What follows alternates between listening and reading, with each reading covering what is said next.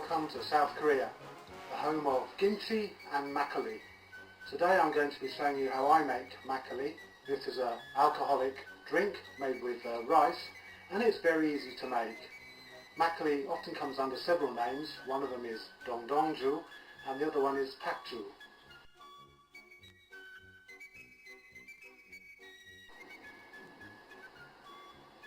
Here are all the ingredients and equipment you need for making makgeolli. First of all, you need rice. You can use long grain rice or short grain rice, doesn't matter. Ordinary white sugar, baker's yeast. All those are easily obtainable. Now the difficult one is this one here. This is nuruk. This is a yeast made with wheat, and you can see it normally comes in a block like this, so it's quite hard and it needs to be put in a blender. There's the powder, and the bag. There you can see a bag of nuruk. This is quite difficult to obtain. Then we need a jar, big jar like this. You can use plastic, but glass is better.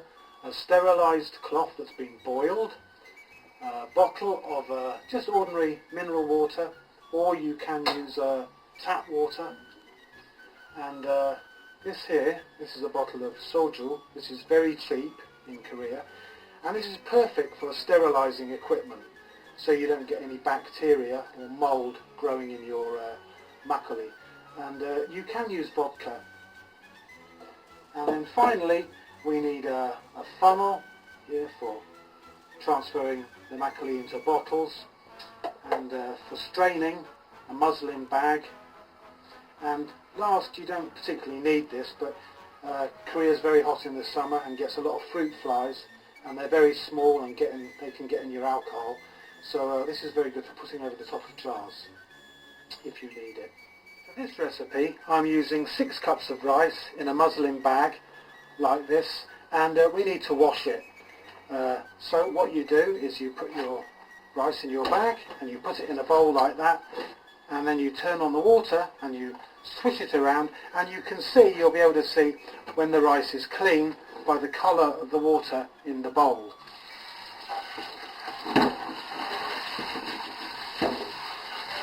So if I show you that there, you can see at the moment it's milky. Now Koreans suggest you wash this 30 times. You can probably do it in a muslin bag, about 2 or 3 minutes like this, and it will go clear very quickly. When your water from rinsing the rice is clear and looks like this, you can then take your rice and cook it either in a rice cooker or in a pan on the stove, and just cook it normally as you would do rice for any meal. So the next stage is the sterilisation process, and I take my bottle of soju and my jar, pour the soju in, or your vodka, whatever you're using, and I want to save a little bit to wash my hands in, which I'm going to use later on. And then you can put your cloth that's going to be sterilised in here, and then clean out the jar like this, swishing the alcohol round. I'm going to put my spatula in there as well and just leave that for a few minutes. And then my cloth, I'm now going to boil this in water to sterilise it, and I also will wipe my hands with the alcohol as well. So the next part is to take your cooked rice, let it cool, and then when it's almost cool, put it into your jar. Now this can be a little bit messy, don't worry.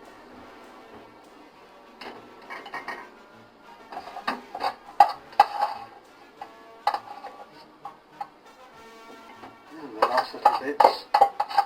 Koreans don't like to waste any rice.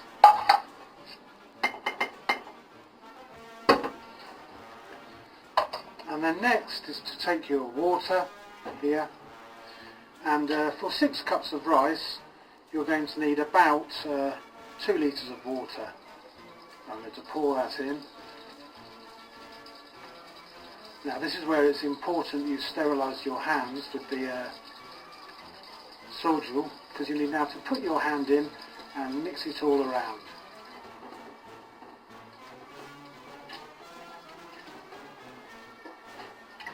So it's still a little bit thick. I'm going to pour a bit more water in.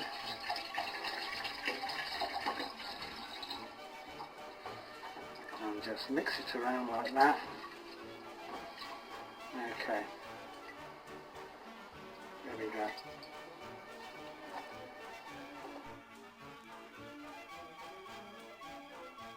Now for the 6 cups of rice and 2 litres of water, I need to get a bowl here, and I need to add to that 1 teaspoon of brewer's yeast, and then 1 cup of the ground nuruk.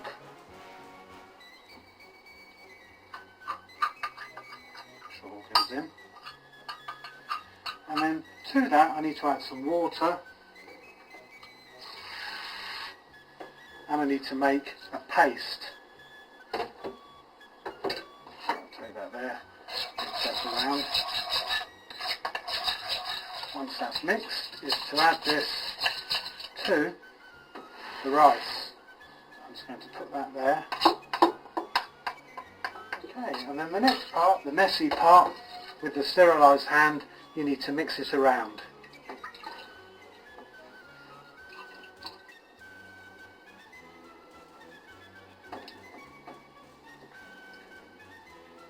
And finally, when that's done, you need to take your sterilised cloth, which I have here, and put it over the top and secure it with some kind of a band, like that.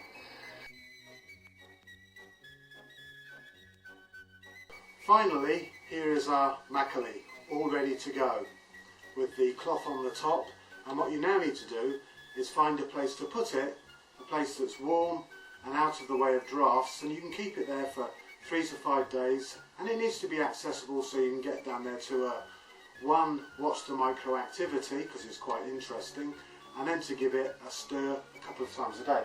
And here is my little spot down here. Korean flooring is heated, so I put my makgeolli down there, push it under, and usually I block that off with a duvet or a cover to keep off any drafts. Twice a day, once in the morning and once in the evening, you're going to need to stir your makgeolli. And after around 3 days, it will begin to look like this. It will have separated and there'll be some sediment on the bottom, maybe a few grains of rice floating on the top. Now in the early days, there'll be a lot of activity going on. It should be bubbling a little bit, and you can generally hear it. If I put my ear to this now, I will still be able to hear some activity going on. But in the early days you'll see much more. Let's look into the jar. So if I tilt it there, you can see the bubbles there rising. Now this, as I said, this is 4 days of fermentation, so there's not a lot of activity, but it's still happening slowly. And although there's bits of sediment around the jar, there's no mould.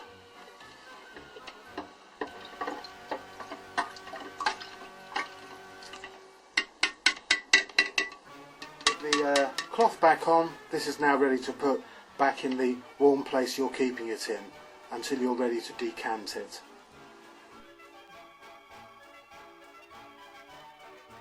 After 4 to 5 days, we're ready to decant the mash. So you take your jar and then your muslin bag like this. This is a little bit tricky, and then we pour it like this into the muslin bag.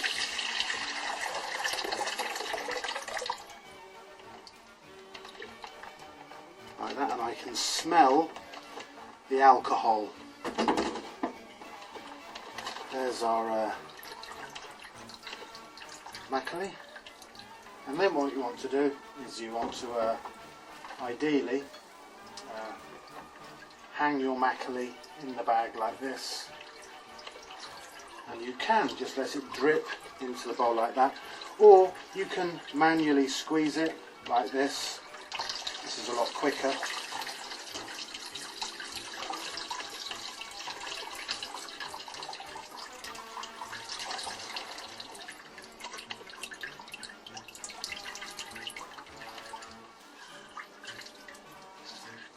So that's about all of it squeezed out, and what's left in here of the mash sort of looks like this.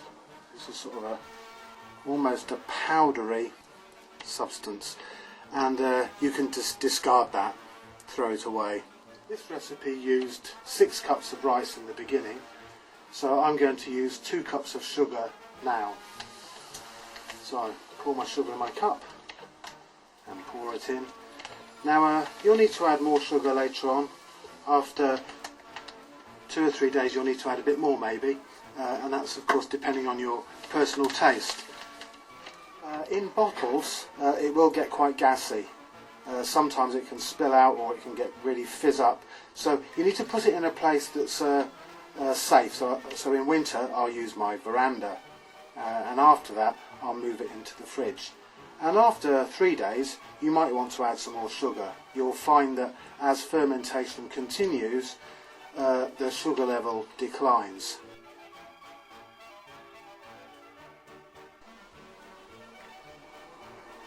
Coca-Cola bottle or bottles that have had carbonated drink in them are preferable because they're stronger and they'll withstand any build-up of gas inside them. Now, what I often do is burn a hole, make a small hole in my bottle top that I'll keep on the bottles in the first day or two. Okay, now if you don't do that, you need to make sure the tops are put on very loosely and take them off with great care until it settles down, and then you can put them on more securely.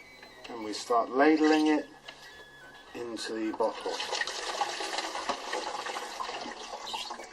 Smells delicious.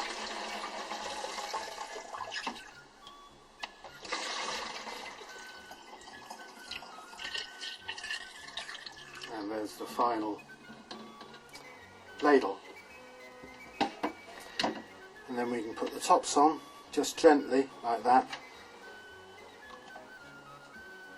Actually, I'll probably put a little bit too much in these.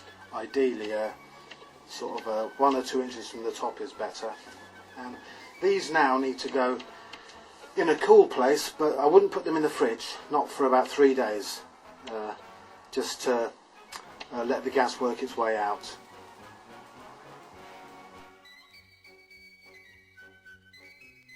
After 3 to 5 days of fermentation and 3 days resting on my veranda, this is the finished product. Doesn't that look sexy?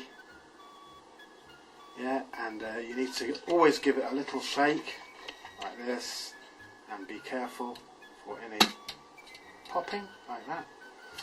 And here I'm using a traditional bowl for serving makgeolli.